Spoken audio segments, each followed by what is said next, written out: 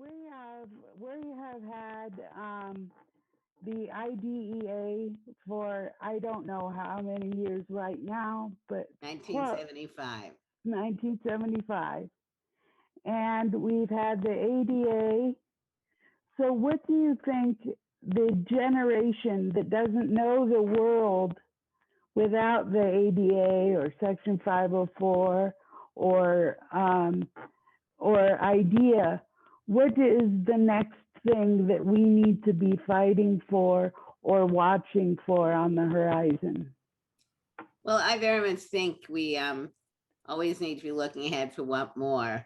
But when we look at IDEA, when we look at ADA and 504, I think one of the areas we really need to look at is appropriate enforcement.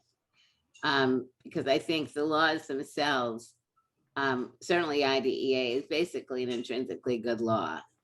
And enforcement, both by the federal government and the state and locals, I think is something that we need to be focusing on more. I would say, obviously, investing more money in education for children overall, including continuing to provide more funding for IDEA. There's just been another huge amount of money that has been put into IDEA under the COVID package.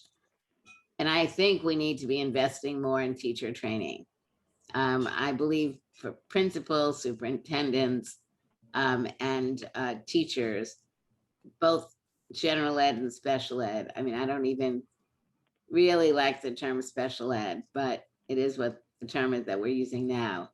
But I think it's really important, and the Sewall program, I think, is really an indication of, in order for kids to be able to successfully learn together, teachers need to be prepared to work with diverse learners. And those diverse learners don't necessarily have a label of disability needing any special education services, but they need teachers that are able to work both with kids who have disability-related learning needs, as well as children who have other areas that they need to be supported in.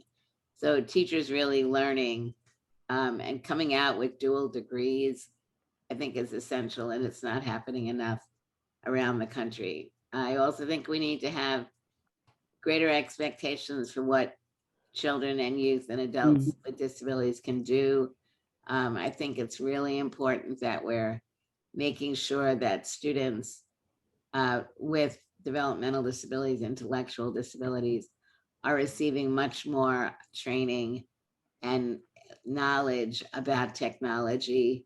I think too frequently these kids are not really being taught how to use technology. They're not integrated into the learning that needs to be happening. And then I think we're also needing very much to talk about ensuring that students are getting meaningful work experiences. And for that, I even talk about at home, what are the chores we're giving kids to do at home, and do disabled kids get the same kinds of responsibilities or alternative responsibilities, but that they feel like they are contributing.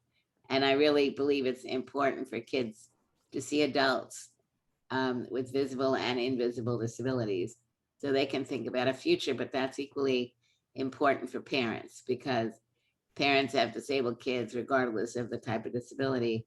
If they're not meeting people who are successful as adults, then they're not going to see their children growing up to be successful.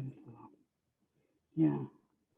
I mean, employment obviously is another huge area, because when you look at the stats on the unemployment rate of disabled individuals, even pre-COVID, then the percentage of disabled people who are working is significantly lower than for non-disabled individuals. So that's another area that we need to be doing a lot more work in.